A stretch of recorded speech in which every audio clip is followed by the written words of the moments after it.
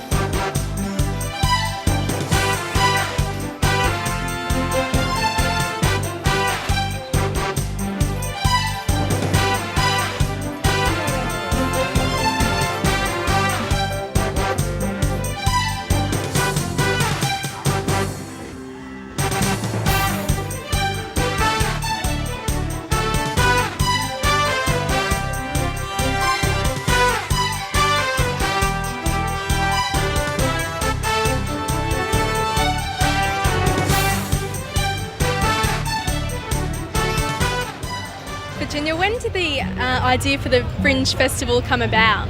Well, the first Fringe was in 1982, so it's actually 17 years old, and it's grown from this really small event in Fitzroy by a group of independent artists who decided they wanted to create a platform to present independent art to what you see today and for the next 3 weeks of the festival. And is it just a state thing or does it go interstate as well? Well, it's very much a Melbourne-based festival and a large number of the artists in it are from Melbourne, which is actually a statement of the fringe arts culture here. It's pretty full on, there's a lot of stuff going on, but there's also a lot of international and interstate guests that come here to be a part of it, artists from across regional Victoria, and those, I think the guest factor is actually starting to grow as well, where people go, I'd like to be a part of that. So the main intention behind the festival is really to provide a forum for unknown artists? It's a forum for independent arts practice. So it's a mixture of emerging artists and of established artists who are presenting new work. And what can the public expect from this year's festival? Well, they can expect a whole festival of surprises again. I mean, everything you see in the program is new work, like there's outdoor events happening every weekend of the festival. Today's just the start of that. So they can see stuff in absolutely every art form, every style, something to suit every age. People just need to go and get a program, which they can pick up from a caravan down in Swanson Street. And, it's to actually start describing how long have you got, it's a really big festival. And what are some of the highlights from this year's festival? Some of the highlights for me would be some of the comedy and cabaret that's on down at the North Melbourne Town Hall.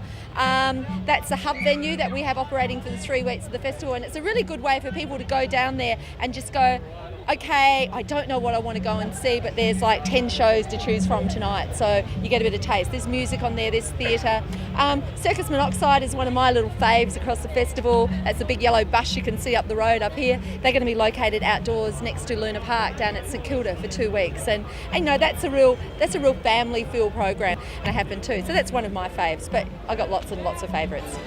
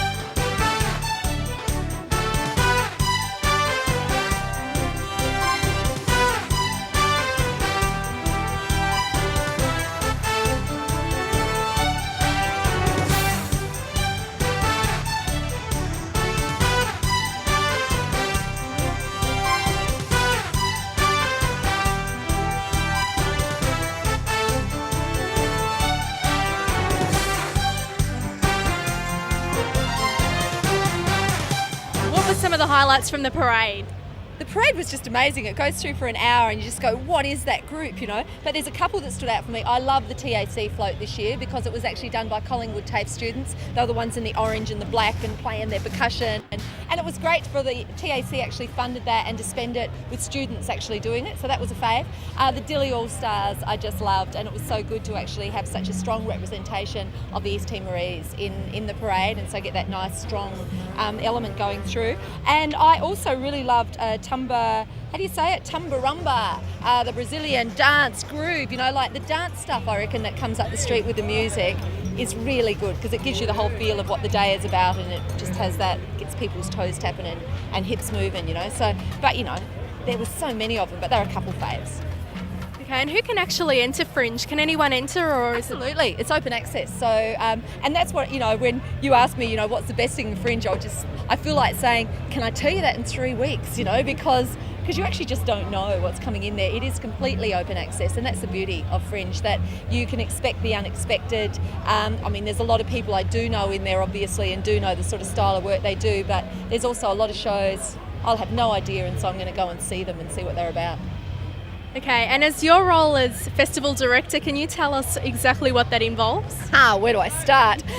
Basically, I manage the festival and also create the artistic shape, I guess, of the big events that the Fringe actually produce, and then manage a whole team of staff who are just amazing people. There's a core team of 3 of us throughout the year.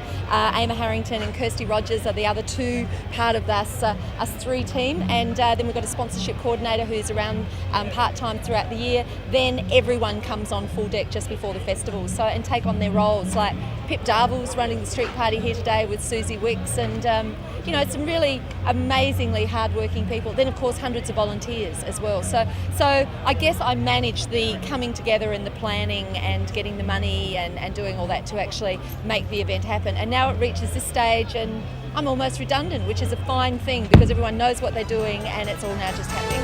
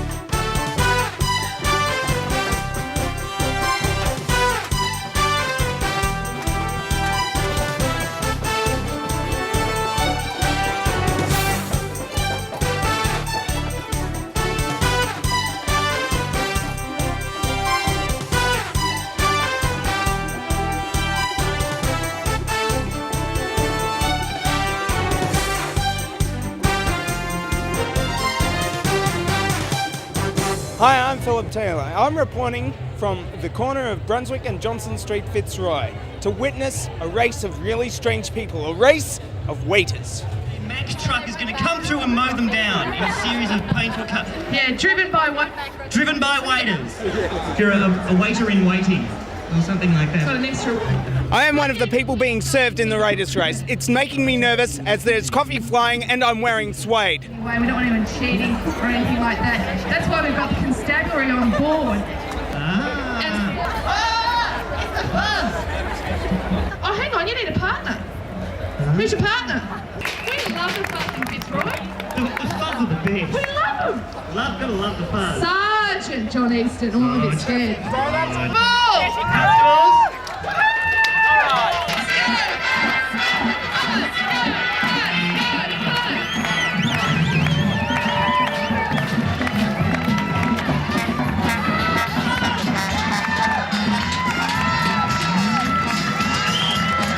A lot of people ask me, how would you get served in a race? Just stand around and put your hand up and you'll be called. Beat the edge. Pick one of the waiters race. Go!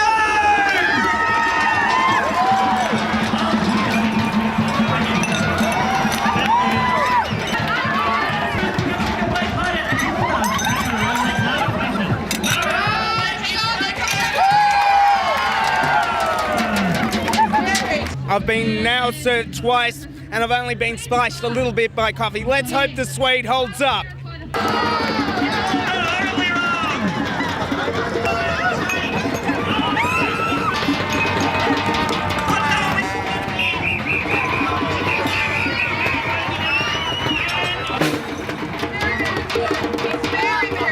We're up to the final now. The people who have served me have always run last. Let's see if we can get a hat trick up here.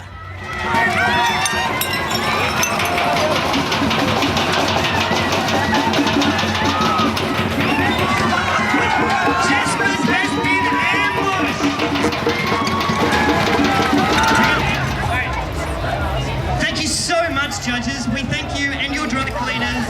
And thank you, Fuzz.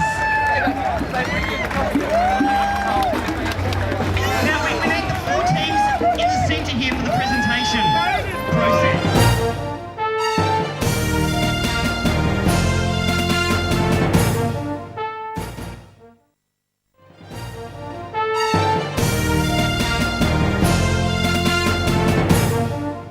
Do you have any favourite pieces in this year's Fringe Furniture exhibition? I've got to go back and check it out again because when I was there on Thursday night with the opening, there were too many people. I actually couldn't see all the work. I've got a few faves in there. I think some of the work this year is amazing. There's some really fine work, but then it's also matched by the quirkiness as well. I think there's a chair there that's bright green and it's some sort of insect creature which is just wild, and you go, that's so fringe. It's great. And there's a light there that's got socks, these coloured socks over the top of it. You go, that's fringe, And then these really fine pieces of work. So it's a classic example of an exhibition which has been around for a long time and has developed its really own clear style and form.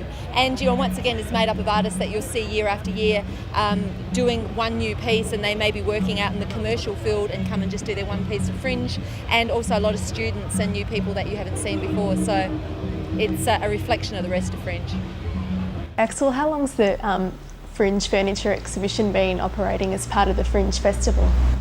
Melbourne Fringe, this is Melbourne Fringe's 14th year in furniture, and for the most part it's been operating out of Fitzroy Town Hall. It was started in '86, I think, by Bruce Philly, and he's a Melbourne-based designer who has more recently been involved in artisan industry and now the Visible Art Foundation. And it was kind of his brainchild there was a lot of very interesting furniture work happening that kind of had it didn't fit into the retail arena and kind of didn't fit into the commercial gallery network, and people wanted to showcase their work. And so the first couple of Fringes actually had two-dimensional work and three-dimensional work. And over the 14 years, there's been various changes, it has increased and decreased in size. So some years have been more popular than others. This year is a big year. We've got 85 artists and 95 pieces. which is up by 40 pieces on last year. But it's an exciting exhibition and always manages to pull a big crowd. Okay, and what's your role? My role is coordinator. There isn't curation as such for Melbourne Fringe furniture. It's an open access policy. There are a few things that are inappropriate, and that would tend to be much more the mainstream. Anything on the more extreme end of anything is possible. And we have people making furniture with a whole range of different agendas. So we've got people that have social motivation for making furniture. We've got people that are backyard makers that just like making woodwork. And we have people that are designers, that this is their profession and this is the more experimental end of their practice. So it gives them a chance to have a play. And we've got students, and that sort of covers the full gamut of people making work.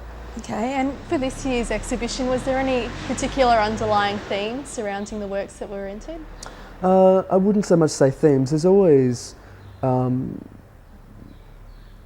guess people tend to be thinking about the same things at similar times. I think we all have similar kind of influences. I think what's happening broadly culturally really affects what happens in the visual arts and crafts, and I don't think design is any exception to that. And so we tended to find some things were emerging as more popular than others. We had no beds entered this year, for example, but we had a lot of low side tables, and in fact lots of side tables in general. The standard range of recycled things and things that are incredibly uncomfortable and useless. We had an insect made out of paper mache, and we've had some really exciting new kind of experimental work, not necessarily using new technology and often using recycled components, but put together in a new language, in a new way. Okay, and what are some of the pieces that stick out in your minds as particularly interesting, or the more particularly interesting for this year's exhibition? I guess it's a difficult question to answer because people have such different motivations. I mean, I guess I'd say I like a lot of work for very different reasons. Michael Risch's piece to our right, him and his partner both work at the Salvation Army and use a lot of things that they actually find as part of their work process and put those together as a way of looking at a socialist perspective about how furniture can possibly be. I really like Ennis's computer tables. I think using recycling computer monitors to produce something that is a sublime piece of design. Chris Letcher's torsion bench, where construction dictates aesthetic, and it's a very simple, very beautiful piece of minimal furniture. Guy Parmenter's magnetic piece, Poles Apart, is a very exciting use of quite an old technology to produce I guess a reactive piece of furniture, which I guess you'd rarely see in exhibition. Jim Moody's Dune chaise is kind of like an icon piece of design, a piece of design that could easily be seen in a museum.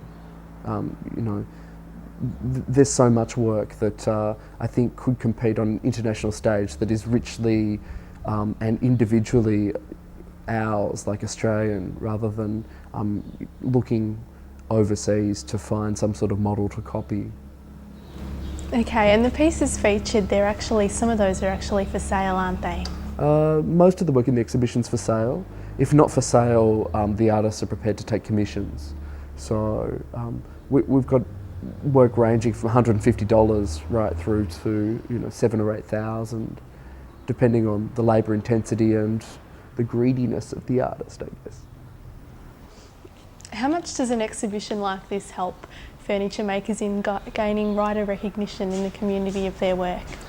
As a springboard for an emerging maker, for a student, I think an incredible amount. I mean, I don't think it's appropriate for everybody to show in Fringe, although this year I've managed to convince some very good designers to submit work, and there's some very serious pieces of design here.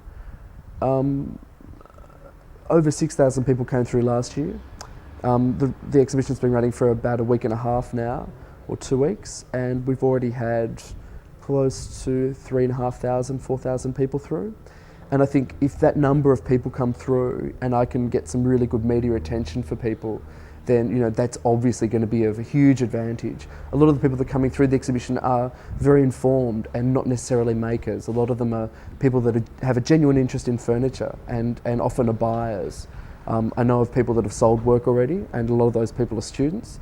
So, I guess any opportunity, and I think any exhibition that showcases design and interesting design is going to be of advantage to the whole community.